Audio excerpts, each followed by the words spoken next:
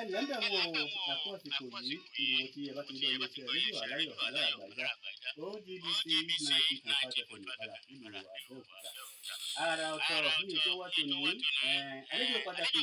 ni a ní lórí ètò ìwà tòní. Àgbàdùn àwọn abíyẹ̀wò bí ti gbádùn tí OGBC 90.5 ìbàlà nílùú Àbẹ́òkúta bí ibẹ̀ lẹ́wà tá a ti ń kàn ní kàńtàdé ẹ̀rí tààrọ̀ Olumuyiwa Bamgbose orúkọ ìyàsàn wa yóò dá fún wa tó pọ̀ láṣọ bá mi parí. Bọ́bá ti yá ètò ọmọ ẹgbẹ́ kan sáà tó ṣàgbàtẹ̀rù ètò yìí ká tó tẹ̀síwájú ẹ kú kalẹ̀.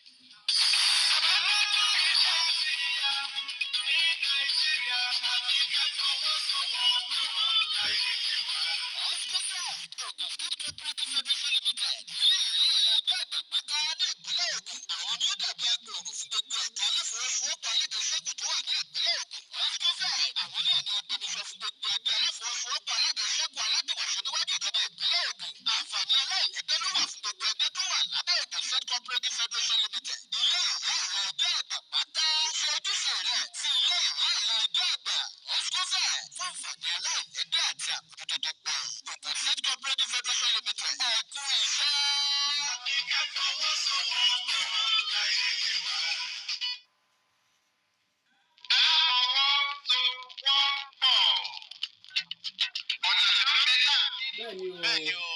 ọ̀nà pàtàkì tá a fi lówó lọ́wọ́ tá a fi ríná tá a fi rílò láti darapọ̀ ẹgbẹ́ aláfọwọ́sowọ́pọ̀ Àlàjẹsẹku Àlàjumọsé. Bàbá ń sọ̀rọ̀ nípa ẹgbẹ́ aláfọwọ́sowọ́pọ̀, à ń sọ̀rọ̀ nípa ìkórajọpọ̀ àwọn ọmọlúwàbí èèyàn tí wọ́n parapọ̀ pẹ̀lú ẹ̀mí ìfẹ́, ìṣọ̀kan àti ìṣètò dọ́gbadọ́gba láti fi mú kí ètò ọrọ̀ ajé wọn kó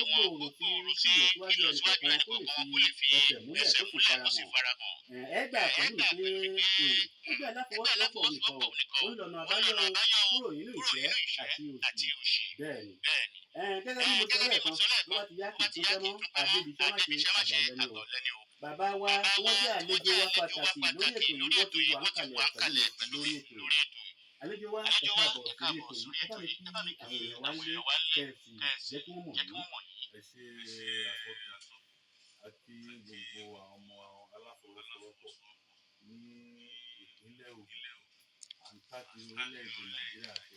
àgbáyé. Mo kí àwọn bàbá wa, mo kí àwọn ìyá wa wọ́n ti wà lẹ́nu iṣẹ́ yìí kí àwa tó dé. Mo dẹ̀ kí àwọn òṣìṣẹ́ rédíò ti OGBC àdúpẹ́ fún àlejò tí ẹ gbà wá. Orúkọ tèmi ni Oriyomi Ayeola. Mo wá jẹ́ ààrẹ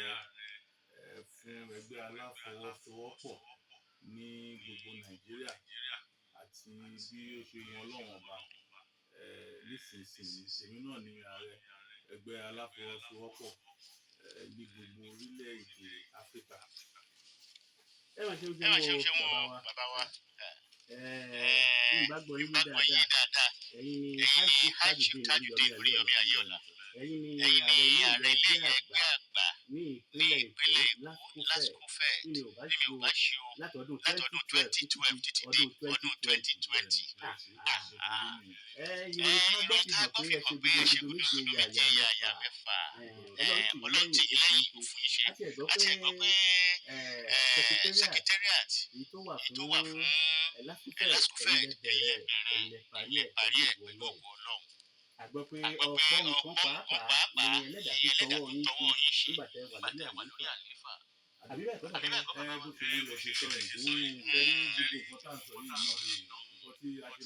máa ń pariwo nìyẹn wípé kò wá sí ẹgbẹ́ kan tó dàbí ẹgbẹ́ aláfọwọ́sowọ́pọ̀ bẹ́ẹ̀ nítorí pé kò sí nǹkan tí ẹ̀dá lè ṣe tí òun nìkan.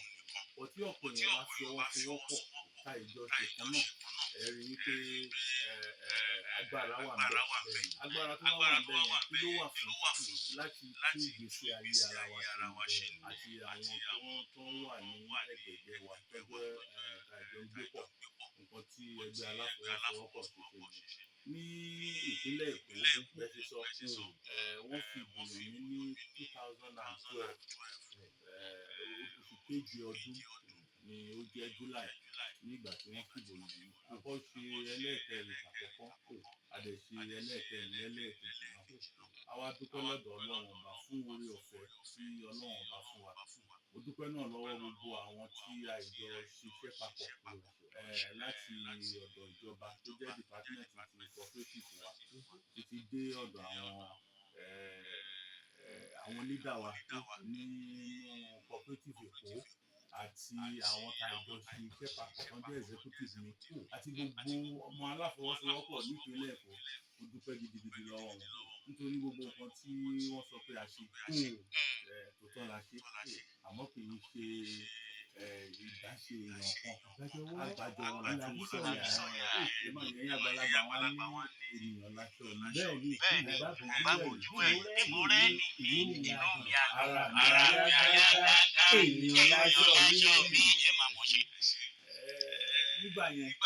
kò sí ìgbà tí a pè wọ́n tí wọ́n jẹ wá kò sí ìgbà tá a pè wọ́n tí wọ́n jẹ wá a wá rí i pé ìfọwọ́sowọ́pọ̀ wa yẹn ó wá bí nǹkan tó pọ̀ rẹpẹtẹ tó ṣe wípé kí n tó parí ẹlẹ́ẹ̀kejì ní 2017 òun ni wọ́n ti ránṣẹ́ sí wa láti orílẹ̀-èdè ti ẹgbẹ́ tó wà ní fún Nàìjíríà pátápátá wọ́n pè ní Cooperative Federation of Nigeria wípé bí a ṣe ń ṣe lẹ́kọ̀ọ́ yẹn nínú àwọn àgbọ̀n tábà lè wá ṣe fún kó jẹ́ gbogbo Nàìjíríà nígbà tí wọ́n dé àwọn àgbẹ̀ Nàìjíríà yìí ti pọ̀ jù fún wa ká má lè rí nǹkan tí ń bẹ̀ ṣá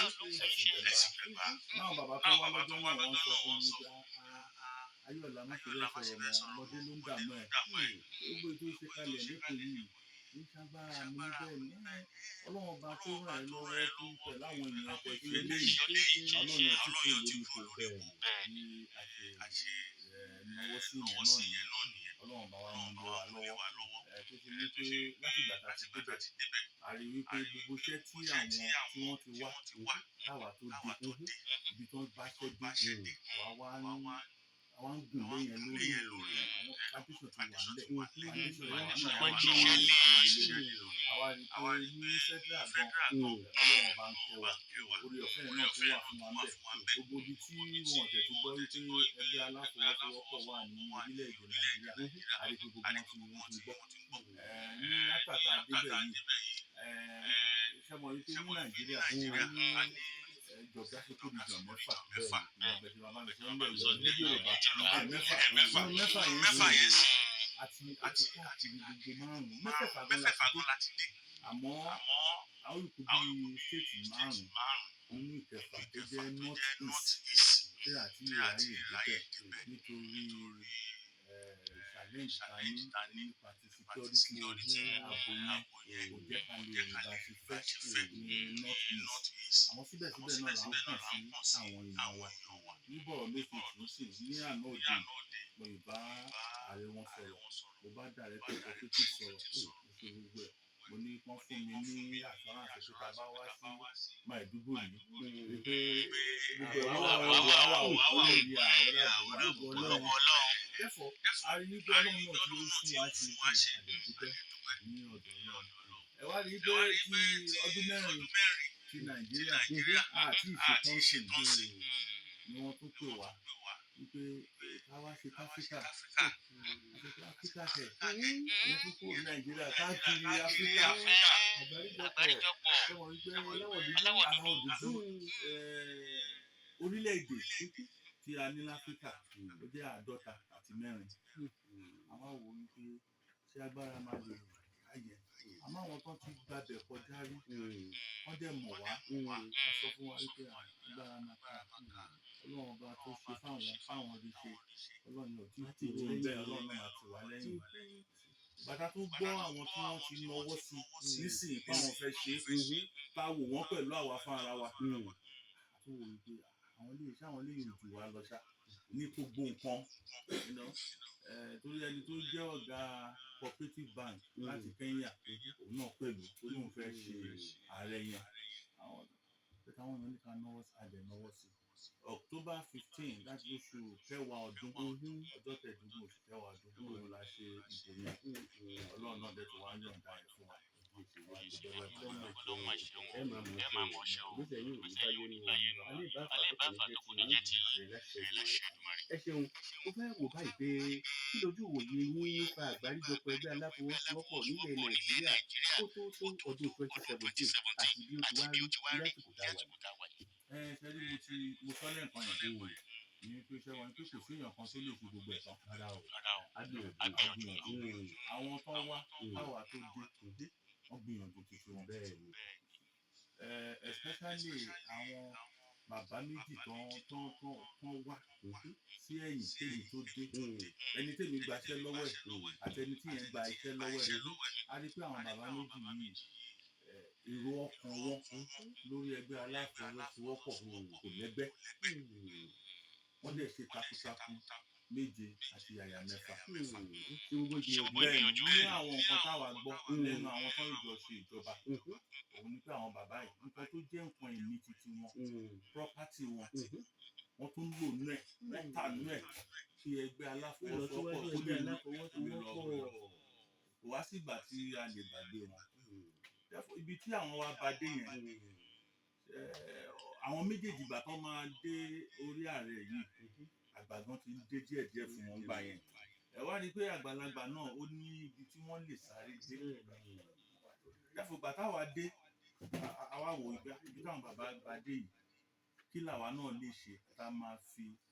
rí i pé agbede ibi tí àwọn bàbá tó wà lọ́kàn àwọn bàbá gan láti gbé dé ìyẹn ni àwa wá ń ṣe àwa rí i pé àkọ́kọ́ ń bẹ̀ tó yẹ ká kọ́ ṣe òun ni pé membership drive ṣé mo pé tá a bá ń sọ̀rọ̀ ẹgbẹ́ aláfọwọ́sowọ́pọ̀ à ń sọ̀rọ̀ àwọn èèyàn ní ẹ o ọ̀pọ̀ èèyàn là ń sọ̀rọ̀ àgbáyé ẹ̀ ti gbà làwa rí i pé ní ẹgbẹ́ ń sìn àwa tá à ń ṣe kíní yìí kò bá àti ìtò àwọn èèyàn tó lè tá a máa fi rí result tó àbájáde tó máa fẹsẹ̀ múlẹ̀ àwa rí i wípé ẹgbẹ́ yẹn là máa pọ̀ kó jọ ọlọ́run dẹ̀ ti wá kẹ́ wa àti kó ẹgbẹ́ jọ ìgbà tó ọlọ́run máa tún ṣe fún wa bàbá ṣe ni COVID-19 ṣe ló dé torí ẹ̀ rí i wípé oore ó máa ń wà nù gbígbà mi ó ṣe wọn lọ́run ló ṣe ń ṣọlá ẹ̀ àwọn alákòóso orílẹ̀-èdè Nàìjíríà látòrí ààrẹ wa Muhammadu Buhari wọ́n wá sọ wípé COVID-19 yìí ó ti ṣe oríṣiríṣi ó ti bà nǹkan jẹ́ ó ti bà okòwò ó ti bàjẹ́ kí ni ìjọba lè ṣe tí a lè fi ran àwọn èèyàn lọ́wọ́ wọ́n wá kó oríṣiríṣi ètò sílẹ̀ náwọn ètò tó wọn náà fẹ́ ṣe wọ́n máa ń pè kàn ní National Social Housing Program wípé wọ́n fẹ́ kọ́ ilé ní tó pọ̀ fún àwọn tó kù díẹ̀ káàtó fún nínú ẹgbẹ́ ní Nàìjíríà àwọn òṣìṣẹ́ ìjọba ni tó ṣe wípé àwọn òṣìṣẹ́ kéékèèké tí wọ́n ti tó àgbà wọ́n wá ní àwọn fẹ́ ṣe bàbá wa dé ṣe wá rí gọ́ọ̀mẹ̀ntì sọ pé àwọn fẹ́ ṣe program eléyìí máa da fún àwọn ọmọ ẹgbẹ́ títí wa bá ṣe kọ ìwé síjọba nìyẹn wípé àwọn èèyàn tẹ́ sọ pé ẹ̀ ń wá wípé wọ́n wá jẹ àǹfààní eléyìí ọ̀dọ̀ wa gan ni wọ́n pọ̀ sí jù tẹ́ bá kún lè adopt ìta wa ẹ wá lo system wa structure wa láti fi implement program eléyìí àgbékalẹ̀ pé iná ìlú adùn wípé ẹ bá àwọn èèyàn kan da owó pọ̀ aṣọ tó nípa tó wá ń jọ mi àtúnjókòó aṣọ àtọ́lọ́ máa bá wa ṣe ìjọba sọ pé àwọn ti rí bẹ́ẹ̀ pé nǹkan tẹ́ sọ yẹn bẹ́ẹ̀ àtúntò ẹ̀ ti gbà. therefore ìyẹn làwa wò ó sì wípé òun náà jẹ́ àǹfààní tí ẹgbẹ́ wa tó ń mú wá fún àwọn ọmọ ẹgbẹ́ àti wípé ìjọba káàkiri ẹ rí i pé ètò jẹ wọ́n lógún òun ni pé kí ọmọ ìlú kan gbé ìgbé ayé rere àgbáyégbádùn àti ìdàgbàsókè tó jẹ wọ́n lógún àwa náà wá sọ fún ìjọba wípé èyí tó jà wá náà lógún nínú ẹgbẹ́ wa nìyẹn èyí táwa ń ṣe ni pé a ṣe rí i pé ìjọba ò lè ṣe gbogbo ẹ̀tàn fún wa kí làwa lè ṣe fúnra wa òun là ń ṣe táwa bá wá ń ṣe léyìí kíjọba náà lọ mọ̀ wípé à ń ran ìjọba lọ́wọ́ ni o àwọn ìjọba lọ́wọ́ ni torí gbogbo àwọn ọmọ ẹgbẹ́ wa náà ọmọ ìlú yìí náà ni wọ́n àwọn ìjọba náà dẹ̀ ti wá rí bẹ́ẹ̀ nísìnyí àṣejọpọ̀ ó ti wá pọ̀ láàrin wa àti àjọṣepọ̀ láàrin wa àti ìjọba. Ní àwa náà a tún wá rí ìgbà tá a dé sí national wípé àwọn ìpínlẹ̀ kọ̀ọ̀kan wà ẹgbẹ́ aláfọwọ́sowọ́pọ̀ tá à ń sọ yìí náà nífún àwọn tó jẹ́ ọ̀gá wọn bẹ̀ kò yé wọn tó bó ṣe yẹ kí ó yé wọn kò yé wọn ṣe mọ̀ pé nǹkan téèyàn bá ní ló máa fi yàn. Bẹ́ẹ̀ni. Tí afọ́jú bá ń mú afọ́jú rìn wàhálà máa pọ̀ gan-an ẹni tó bá níran lórí jáfọ́ gbogbo àwọn tó ń jẹ́ alákòóso ẹgbẹ́ wa náwọn ìpínlẹ̀ kọ̀ọ̀kan kálukú díẹ̀ káàtó fún à ń kó wọn jọ lóòrèkóòrè ká sọ fún wọn pé bí wọ́n ṣe ń ṣe leléyìí o bí àwa ṣe ṣe tí a dẹ̀ rí àṣeyọrí leléyìí kẹ́yìn náà kẹ́rí pé ṣì bẹ́ẹ̀ o àwọn olómìnú wọn organize ká wá rí àwọn òṣìṣẹ́ ìjọba lọ́dọ̀ wọn èmi ká wá rí gómìnà ìlú wọn gbogbo ẹ̀ náà là ń lọ láti lọ sọ fún wọn pé ìjọba ìgbé ayé rere lẹ fẹ́ fún wa àwa náà ìgbé ayé rere la fẹ́ fáwọn ọmọ ẹgbẹ́ wa táwa ní nǹkan kan tẹ́ fẹ́ ṣe ẹ jọ̀ọ́ ẹ má yà àwọn ọmọ ẹgbẹ́ wa sẹ́yìn ẹ jẹ́ ká ìjọ máa ṣe papọ̀ kí ìlú Nàìjíríà kó lè bí bẹ́ẹ̀ lọ́wọ́ fi mọ́ ẹ ṣeun àdúpẹ́ púpọ̀ lọ́wọ́ yín a ṣe Tajudeen Oriyomi Ayeola a máa rí bá ọ ẹ wá wò báyìí o a gbọ́ pé ìpàdé àpérò pàtàkì àtàwọn ètò èyí tí Cooperative Federation of Nigeria ṣe ètò ẹ̀ tí wọ́n sì fún ìpínlẹ̀ Ògùn láǹfààní láti gba àlejò ẹ̀ ó máa bẹ̀rẹ̀ látọjọ́ Tuesday. Bàbá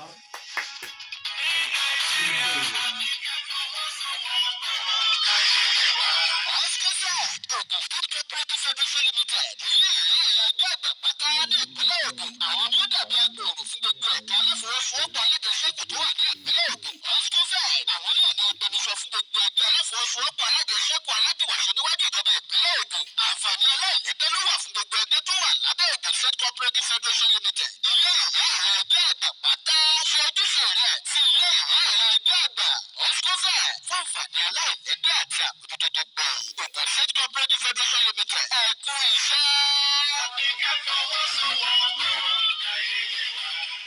OGBC II Abeokuta ibẹ̀ láwà káàkiri kò sí lórí ètò wa ètò yín Àlàfọwọsówọpọ Kàrí Àyé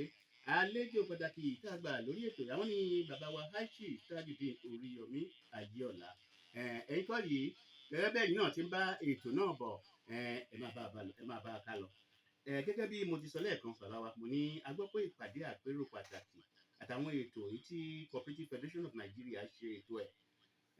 tí wọ́n sì wá fún ìpínlẹ̀ Ògùn láǹfààní láti gba àlejò ẹ̀ ó ti bẹ̀rẹ̀ látọjọ́ Tuesday títí di Wednesday ní Ọbásanjọ́ Presidential Library. Sáà kí ni ìpàdé àpérò yìí dá lé lórí àti pé àwọn àǹfààní wo o ni yóò mú wá fún àgbáríjọpọ̀ ẹgbẹ́ aláfọwọ́sowọ́pọ̀ ní ìwọ̀ oòrùn ìyẹn South West. ẹ ṣé bàbá àdúpẹ́ ṣe rí àpérò yìí ọdọọdún la máa ń ṣe nínú ẹgbẹ́ wa àwa wo ìpínlẹ̀ tó ṣe wípé àwọn náà wọn ò kẹrẹ̀ nípa ẹgbẹ́ aláfọwọ́sowọ́pọ̀ èyí tí a wá ṣe ní ìpínlẹ̀ Ògùn ọjọ́ mẹ́rin ni kì í ṣe ọjọ́ méjì nìkan èní yìí sì tó jẹ́ ọjọ́ kìíní ní oṣù kọkànlá ọdún gbogbo wa ẹsẹ̀ wa máa pé a máa rí pé àwọn ẹlòmíín máa tètè dé àwọn ẹlòmíín ò ní tètè dé a máa pé a máa wà náwọn hòtẹ́ẹ̀lì wa tí a máa lò náà tó bá wá di ọ̀la la máa wá bẹ̀rẹ̀ ká máa jókòó pọ̀ ká máa sọ̀rọ̀ nípa máa kọ́ ṣe òun ni pé gómìnà ìpínlẹ̀ Èkó àwọn ni ó máa jẹ́ olùdarí tí wọ́n bá wa ṣí ètò náà ní ojú ẹni tó wá ń ṣe mínísítà níbi tí Cooperative wà ní Àbújá fún Agric and Rural Development àwọn ni wọ́n máa wá keynote address tí a bá ti wá ṣe yẹn tí àwọn bá ti lọ awakọ̀ àwa nìkan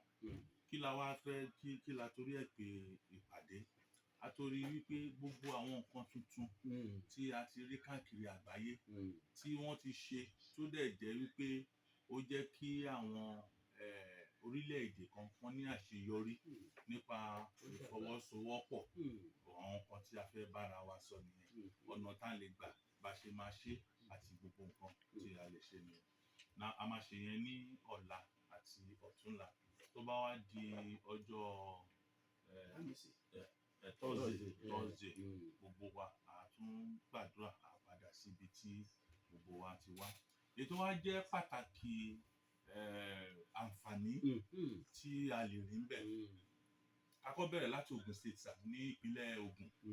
a ti ń dé láti àná ìjẹta làwa ti wà ń lò ẹ rí wípé ọrọ̀ ajé ìlú tó dáwà tí a fẹ́ wá ṣe ìpàdé yìí pọ̀ a máa dín díẹ̀ ní bí 100 ni bẹ́ẹ̀ ni ṣé mọ̀ pé àwọn ilé ìtura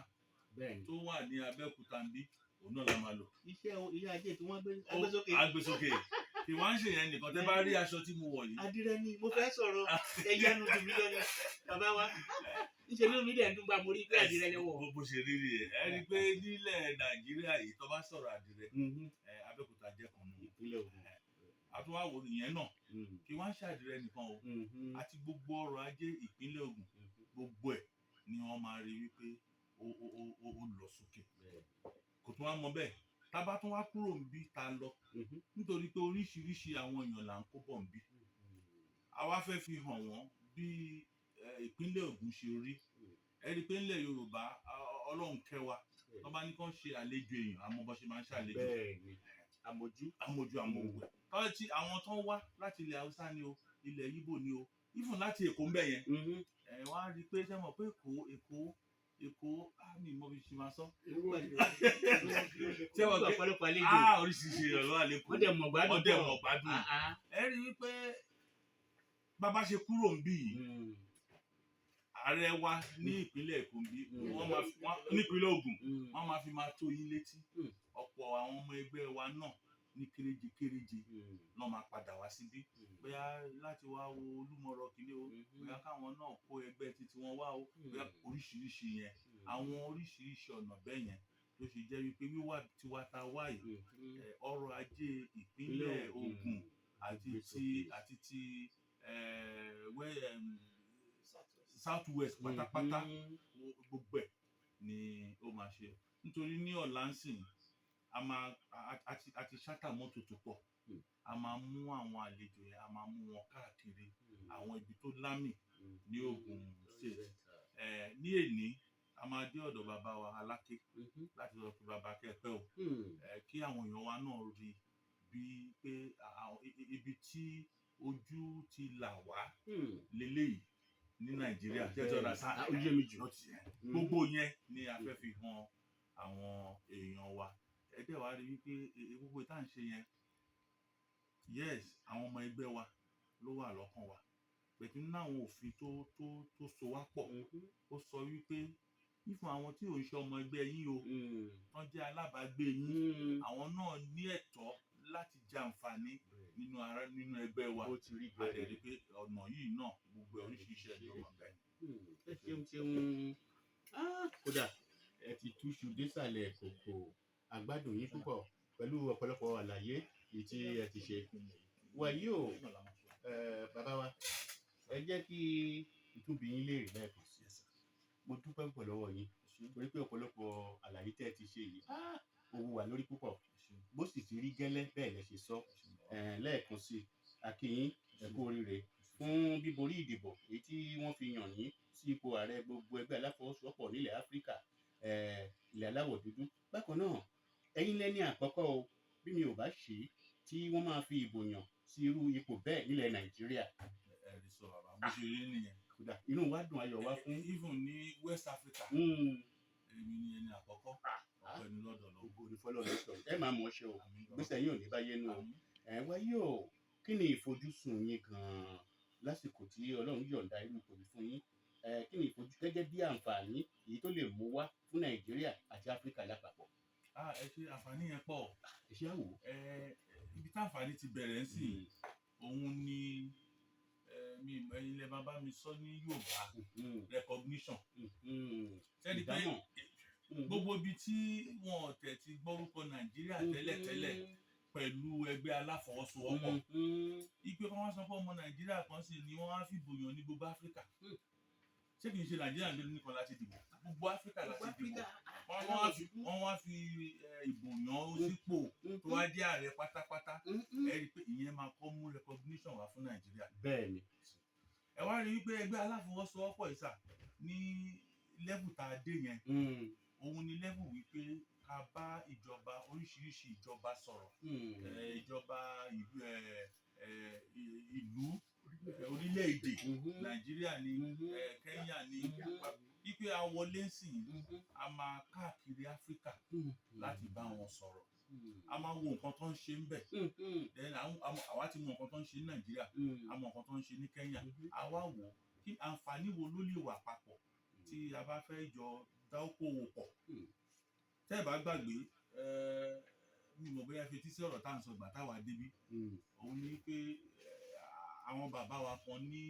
ilẹ̀ Nàìjíríà yìí Ọlọ́run ti kẹ́ wọn gbogbo àgbáyé ni wọ́n ti mọ̀ wọ́n a fẹ́ lọ sọ́dọ̀ wọn náà ìgbọ́n ṣe máa wọ́n ṣe mọ̀nà àwọn ibi kankan wà tá a fẹ́ dé tí ó ṣe wípé àwọn náà máa lànà yẹn fún wa láti débẹ̀. Báyìí ni ẹ ti ṣe ọmọdé kì í mórí jẹ kó máa rẹ̀ ti ṣe àti wípé àwọn tó wà níbi tá a fẹ́ dé yẹn àwọn ọmọ bàbá ni wọ́n ṣe ìbọn sí àti ní àwọn èèyàn ní Nàìjíríà ló jẹ́ pé ní gbogbo àgbáyé kò síbi tán ti mọ̀ wọ́n bọ́n ṣe mọ̀ wọ́n tó bàbá ẹ máa introduce wa sáwọn eléyìí gbogbo ibi tá à ń lọ yẹn sà a fẹ́ wo nípa okòwò àti àǹfààní tó lè tọ́ sí àwọn ọmọ ẹgbẹ́ wa ní Áfíríkà àti Nàìjíríà. Ẹ ṣeun bọ́mọdé bá mọ ọwọ́ wẹ̀ ńkọ́ abábàjẹ́ ìyẹn túmọ̀ sí pé lílọ sọ́dọ̀ àwọn èèyàn wọ̀nyí ẹ̀rí àǹfààní àti ọgbọ́n mú jáde láti mú kí ìlọsíwájú bá ẹgbẹ́ aláfọwọ́sowọ́pọ̀. Ẹ ṣeun. High Chief Tajudeen Oriyomi Ayeola àwọn àlejò wa lórí ètò yìí o adúgbàdúgbà nítorí pé àpèyìn ẹ̀jẹ̀ wa bàbá wa ẹ máa mọ̀ ọ́ ṣe o àjíǹde ara máa jẹ́ fún yín o adúgbàdúgbà nítorí pé àpèyìn ẹ sì jẹ́ wa àdélébáre o àrìnàkórè o àkòyà ibi o láti ọba mi Èdùmàrè yóò ṣeé ṣe o adúgbà fún gbogbo ẹ̀yin èèyàn wa tí ẹ ti ń wò wá tí ẹ ń gbọ́ wa ẹ máa mọ̀ ọ́ ṣe o èmi kan náà ni o ẹni yín èèyàn yín ọ̀rẹ́ yín Olumuyiwa Bamgbose lórúkọ tèmi ẹ wò látùnkẹ́ ẹ wò ló sì ire ni ẹ wò lẹ́yìn tẹ́ wò wájú ire ni báwo ló ti tóbi tó kẹ̀ǹkẹ̀. ojú ọ̀rọ̀ ilé ọ̀rẹ́ jẹ́